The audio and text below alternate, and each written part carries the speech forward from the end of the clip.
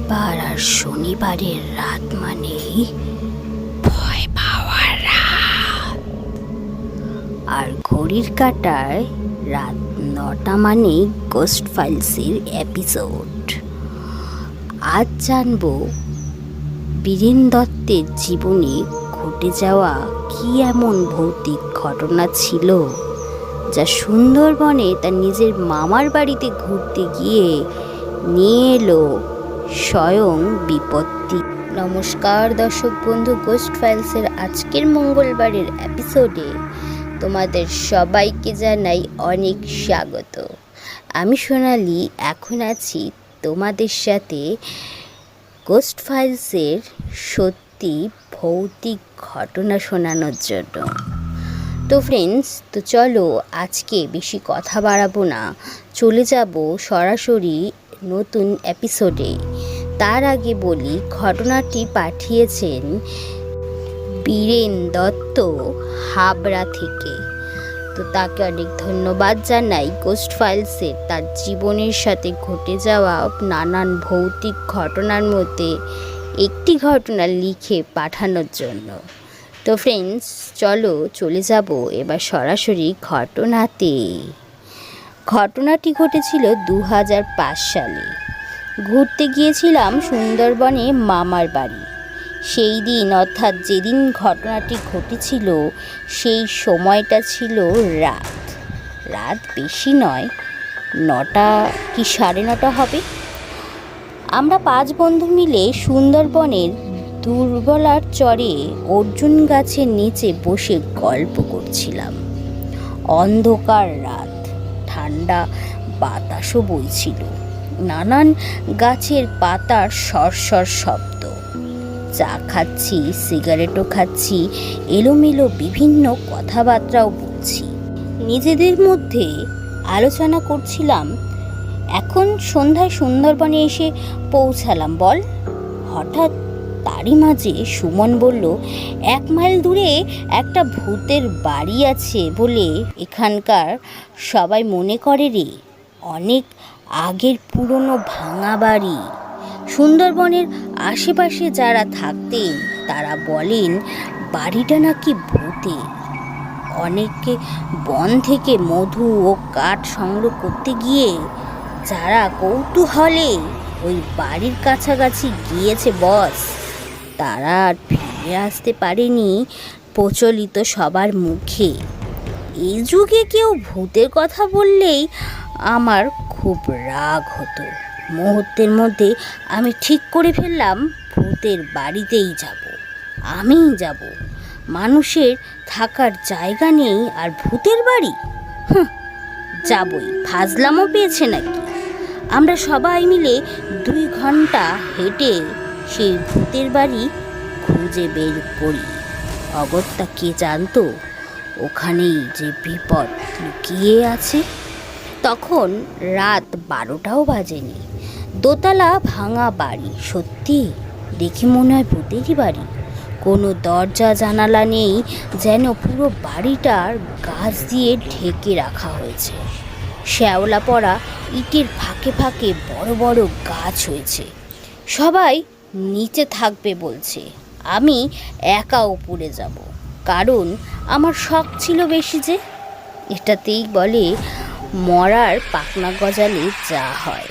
যদি ভূত আমাকে মেরে ফেলে তাহলে আমার মৃত্যুর জন্য আমি দায়ী।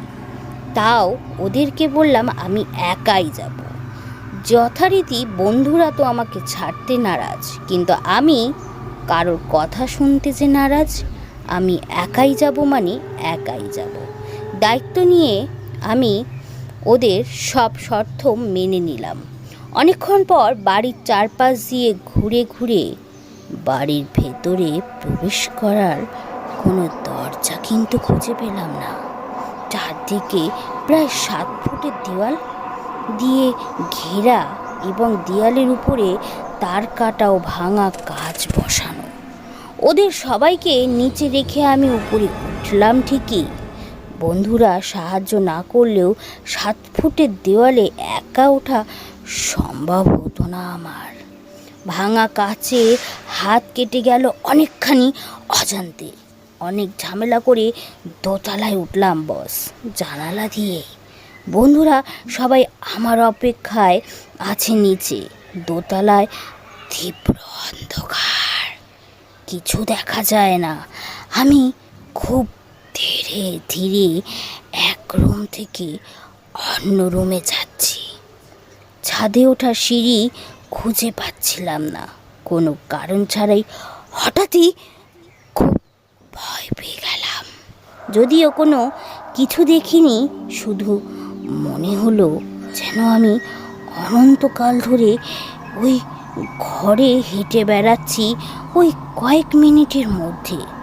অনেকক্ষণ পর বুঝতে পারলাম আমি পথ হারিয়ে ফেলেছি। কিন্তু এটা কি করে সম্ভব? পথ হারিয়ে ফেললাম? যেদিক দিয়ে দোতলায় উঠছিলাম সেই পথ যেন আর খুঁজে পাচ্ছিলাম না।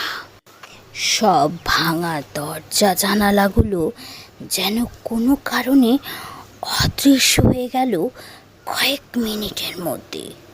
মুহূর্তে পেছনে তাকিয়ে সামনে ডায়ে বায়ে কাউকে তো সেরকম কিছু দেখতে পেলাম না। কি করে সম্ভব? ওই ভূতের বাড়ি থেকে আমি আর বেরোতে পারবো না ভেবেই ছিলাম সেই দিনে। কে যেন আমার আচমকা নাম ধরে ডাকলো একবারই। তারপর এক আকাশ নীরবতা, কোনো শব্দ নেই। আমি খুব সাহসী নই, তবে ভূত প্রেত বিশ্বাস করা আমার পক্ষে সম্ভবও ছিল না। খুব সিগারেট তৃষ্ণা পেয়ে গেল।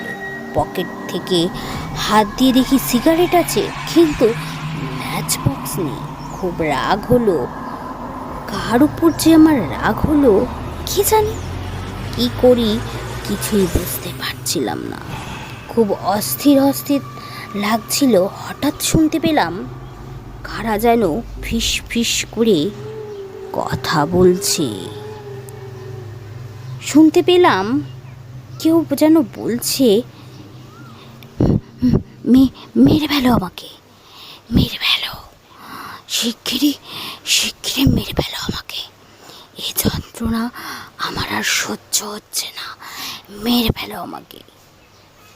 আমি চোখ বন্ধ করে বললাম, ঈশ্বর সাহায্য করো, সাহায্য করো ঈশ্বর। এই ভৌতিক ঘটনা আমার জীবনে আর কোনোদিনও ঘটেনি। হঠাৎই তৎক্ষণাৎ সেখান থেকে বেরোনোর জন্য ছটফট করতে লাগলাম, কিন্তু কোথাও কোনো জায়গা খুঁজে পেলাম না কিভাবে বেরোবো। কেউ যেন আমার হাত আর পা আর গলাটা রুদ্ধশ্বাসে চেপে ধরেছে, আর কানের ধারে কেউ যেন বলে ফেলছে, মেরে ফেলো আমাকে, আমি আর বাঁচতে চাই না, এখানে আর বাঁচতে চাই না। এই শোনার পরই হঠাৎই আমার জ্ঞান হারায়। কিন্তু তারপরে যে কি ঘটনা ঘটেছিল আমার আর সঠিক মনে নেই।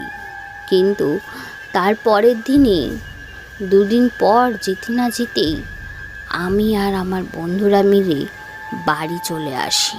আর আমরা সেই সুন্দরবনে আর যাই না। কিন্তু বাড়ি এসেও নিস্তার পেলাম না। রাত 12টা বাজলেই, 9টা থেকে ঠিক 12টা, এই সময়টা বাজলেই কেউ যেন আমার কানের ধারে এসে বলে, মেরে ফেলো আমায়, মেরে ফেলো। কিন্তু আমি বুঝতে পারি না কেন, কোথা থেকে এই শব্দ আসছে। অনেক কিছু করে নিজেকে সুস্থ করলাম। বাড়ির লোক অনেক কিছুতে আমাকে সাহায্য করলো সুস্থ হওয়ার জন্য। আজ পর্যন্ত সেই ঘটনা সাক্ষী হয়ে থাকলাম। একা একা কোথাও সাহস দেখিয়ে না যাওয়াই শ্রেয়। কথায় আছে, সাহস ভালো, অতি সাহসে মৃত্যু হয়। তো ফ্রেন্ডস, এই ছিল আজকের এপিসোডটি যদি ভালো লাগে একটি লাইক, একটি সাবস্ক্রাইব করে দেবে। কী ধরনের ঘটনা বা কোন ধরনের এপিসোড তোমরা শুনতে চাও সেটাও আমার কাছে লিখে পাঠাতে পারো। ততক্ষণে তোমরা তোমাদের ঘটনা লেখো, আর আমি ফিরে আসছি নেক্সট এপিসোড নিয়ে আগামী শনিবার। Good night.